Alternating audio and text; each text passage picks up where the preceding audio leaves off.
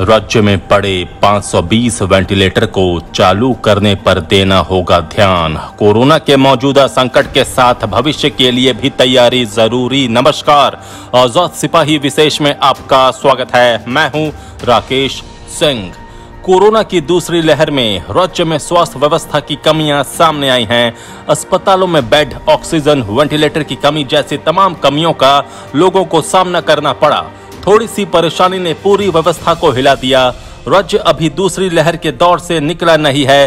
सरकार इससे निपटने का हर संभव प्रयास कर रही है, लेकिन साथ में भविष्य की तैयारी पर भी ध्यान देने की जरूरत है। वर्तमान में भले ही समस्या से थोड़ी राहत मिल गई हो, लेकिन हाल के दिनों से सीख लेते हुए भविष्य के लिए भी तत्काल तैयारी की दिशा में कदम उठाना जरूरी है। इन्हीं तैयारियों में से एक वेंटिलेटर बेड की व्यवस्था है।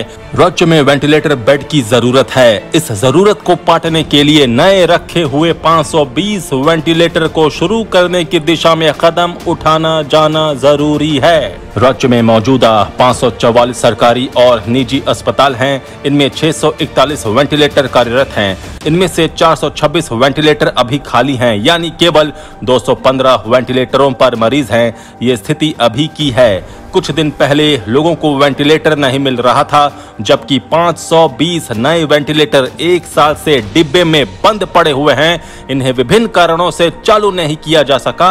अगर ये चालू होते तो काफी लोगों को राहत मिलती। खासकर जिला स्तर पर रखे वेंटिलेटर काफी मददगार साबित होते। केंद्र सरकार ने कोरोना की पहली लहर के समय 574 वेंटिलेटर राज्य को उपलब्ध कराया था, यानी लगभग एक साल से ये वेंटिलेटर डब्बा बंद है। हालांकि इसमें राज्य सरकार की अधिक गलती नहीं है। स्वास्थ्य विभाग से मिली जानकारी के अनुसार केंद्र से जिस कंपनी का वेंटिलेटर मिला है, उसे इंस्टॉल करने वाले राज्य में उपलब्ध नहीं हैं। राज्य सरकार ने केंद्र को वेंटिलेटर इंस्टॉल करने के लिए 3 टीम देने का आग्रह किया था, जबकि केंद्र से केवल 1 टीम दी गई। वेंटिलेटर को विभिन्न जिलों में भी भेजा गया था। अभी तक 574 वेंटिलेटर में से तकरीबन 50 वेंटिलेटर चालू हो पाए हैं।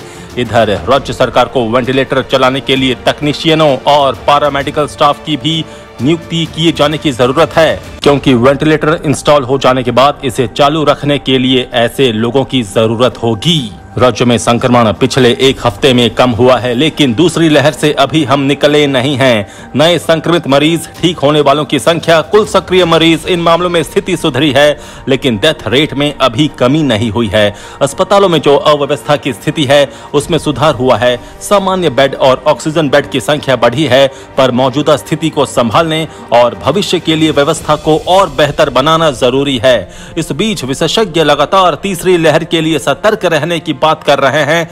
इसलिए राज्य के अपने स्तर पर वेंटिलेटर को इंस्टॉल करने और पैरामेडिकल स्टाफ को नियुक्त करने की दिशा में भी तत्काल कदम उठाना चाहिए। आजाद सिपाही के विशेष में अभी इतना ही। आप हमारे इस YouTube चैनल को जरूर सब्सक्राइब करें। आप हमारे Facebook पेज को भी जरूर लाइक करें। जुड़े रहिए आजाद सिपाही के साथ। धन्यवाद।